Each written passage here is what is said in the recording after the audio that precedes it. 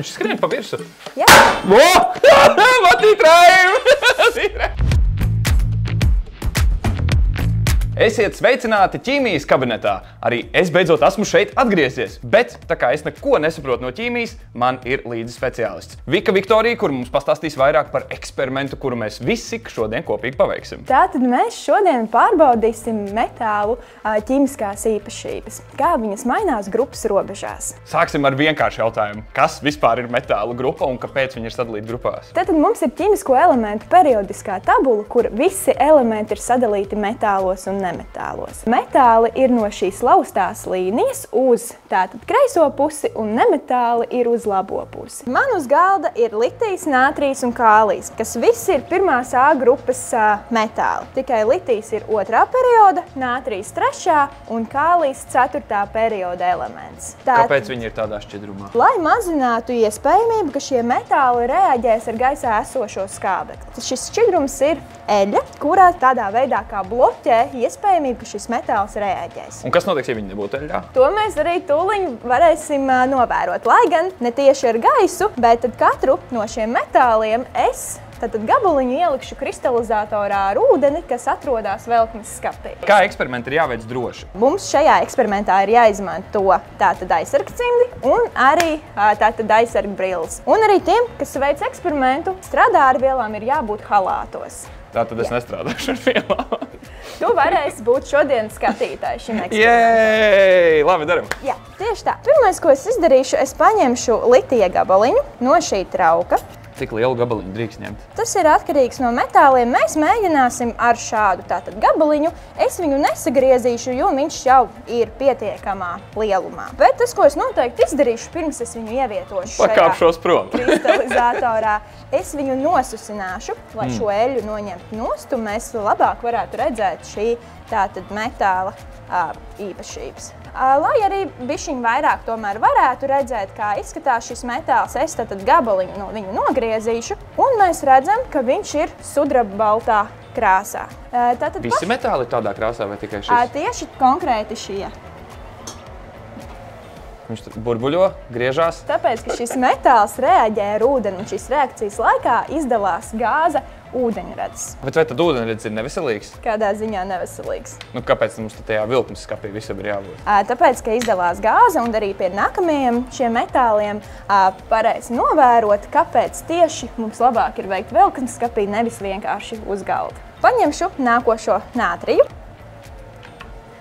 Tātad drošības pēc arī vēlreiz nosusināšu šos Kas notiek, ja tos abus metālus saliktu vienā trauciņā? Viņi arī savā starpā reaģē?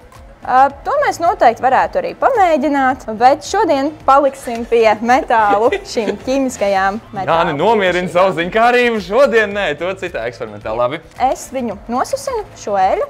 Kā jūs redzat, tātad nātriju es paņēmu mazāku gabaliņu nekā litiju, un mēs arī redzam šī nātrija raksturīgo krāsu. Arī nātrijs ir mīksts metāls. Nātriju es ievietošu 2.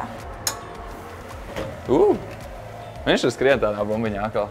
Šeit bišķīts aktīvāk skrien. Viņš tātad nedaudz aktīvāk skrien. Viņš dūmo arī. Jā, un kura gāze izdalās? Sliktā gāze. Es nezinu. Pagaidi. Ūdeņradis atkal? Jā, tieši tā.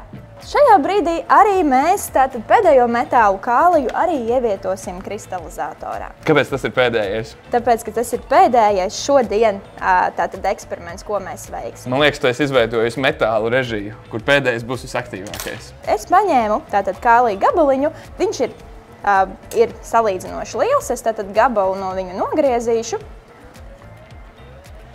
Tad atlikušo ievietošu atpakaļ traukā. Tu gan esi spēcīgi, tu vari sagriezt metālu? Tieši tāpēc, kā jūs redzējāt, ka es varēju sagriezt metālu, tas, ko mēs varam secināt, ka metāli ir mīksti. Tūliņ tātad es nosusināšu šo metālu tāpat kā iepriekšējos filtru papīrā, lai noņemtu šo eļļas kārtu. Un mēs redzam metāliem arī raksturīgo krāsu. Arī šo metālu ievietošu kristalizatorā ar ūdeni. Esi gatavs? Jā.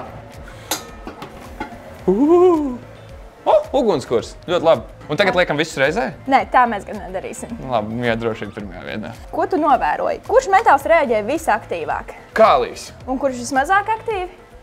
Litijs. Litijs, tieši tā. Un šobrīd iesim arī paskatīties, kāpēc tā.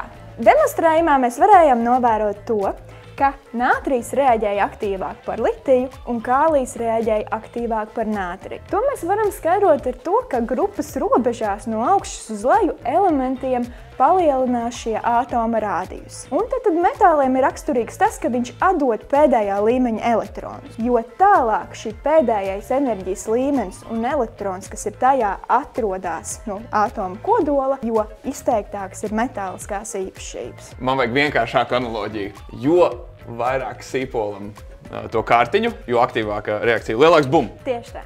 Yes, sapratu. Paldies. Un tagad jautājums tev. Kādēļ veicot šo eksperimentu, ja precīzi sakot 3 eksperimentus, kurus mēs veicām, ir jālieto aizsargcimdi, aizsargbrilles, halāts un pat velkmes skapis? Un, kad esat raduši atbildi uz šo jautājumu, tad jautājums tiem izcilniekiem, kur ir gatavi cietiem riekstam. Kur tieši lieto šos metālus ikdienā? Varbūt tu vari mums pastāstīt. Nu ko, paldies tev, Vika, par to, ka tu man kaut ko šodien jaunu iemācīji. Es redzēju, kā sprākst, es redzēju, kā skrien, es redzēju, kā domā, un es sapratu, ka nevajag līst iekšā velkmes skapī. Jā, paldies arī tev, ka piebiedrojies man šodien šī demonstrējuma veikšanā.